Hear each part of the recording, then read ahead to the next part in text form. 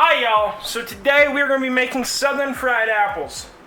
For this, we got apples, we got butter, brown sugar, cinnamon, nutmeg, and cloves.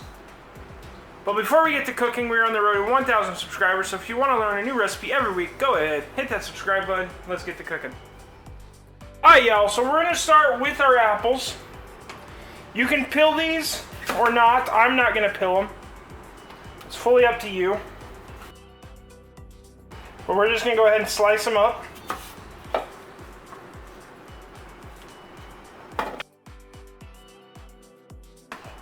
And you can use your favorite apple here. I'm using Honey Crisps.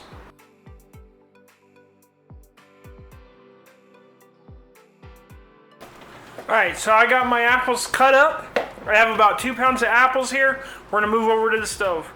Alright y'all, so we got a stick of butter. We're going to start melting that butter down. Medium-high heat.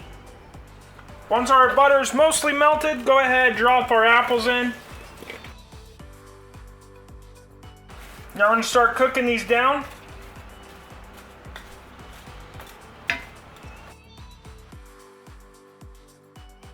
Alright y'all, so once our apples start to reduce and soften up, we're going to drop in 1.5 cups of brown sugar. We're going to drop in a tablespoon of cinnamon. We're going to take 1/2 teaspoon of our nutmeg, 1/4 teaspoon of our ground cloves.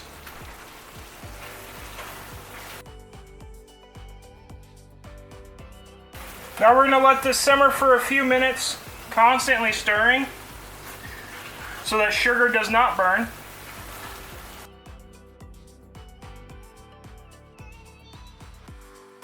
Then we're going to shut it off and remove it from heat. And it's good to serve up. Alright y'all, and there we have it. Some southern fried apples.